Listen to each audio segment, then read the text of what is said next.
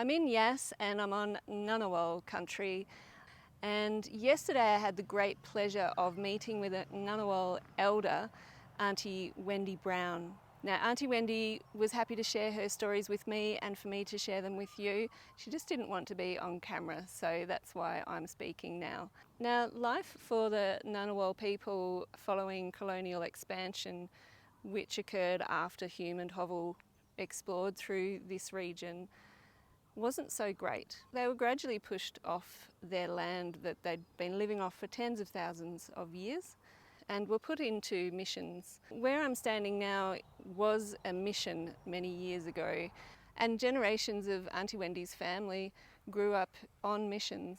Her grandparents started out on the mission over on the hill above the weir, which was called the Blacks Camp, which you can see from Hovell Street now.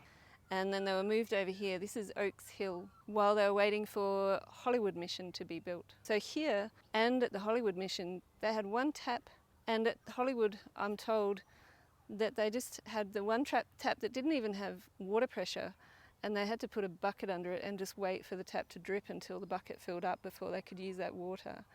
They were freezing cold because it was rocky up there, and they had to go into town to get to the police station and ask for government-issued blankets.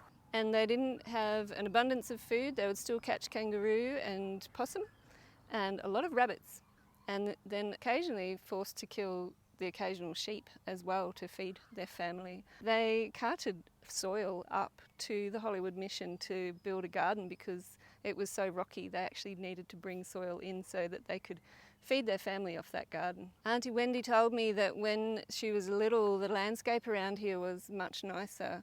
There was luscious grass. And in fact, the Yass Gorge, where Wendy played as a child and takes her family fishing these days, contains natural temperate grassland, which is one of the most threatened ecological communities in Australia. So that's become a conservation area that's now being managed. So this signage board tells you about Oakill, which was the mission just behind here. And Aunty Wendy's grandparents were moved here from the weir mission, which was over there. She pointed out the houses that her family lived in with the surname Bell. And this one talks about the scar trees that Aunty Wendy and her sister found, and those scar trees have been moved over there. This is what a coolamon looks like, and that's what was made by the timber that was taken that caused the scar. These scar trees were discovered by Aunty Wendy and her sister.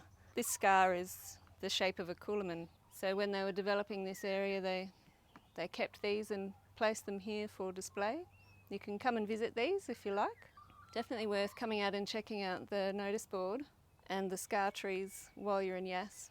I'll put a link in the description below that will take you to the location of this site, and also to a couple of other resources if you're interested in learning more about Aunty Wendy's story and her family's story. There's more on another video that I'll put at the end of this one.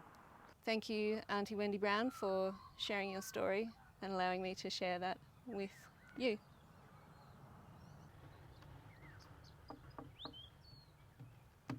That is very hollow. These are old trees.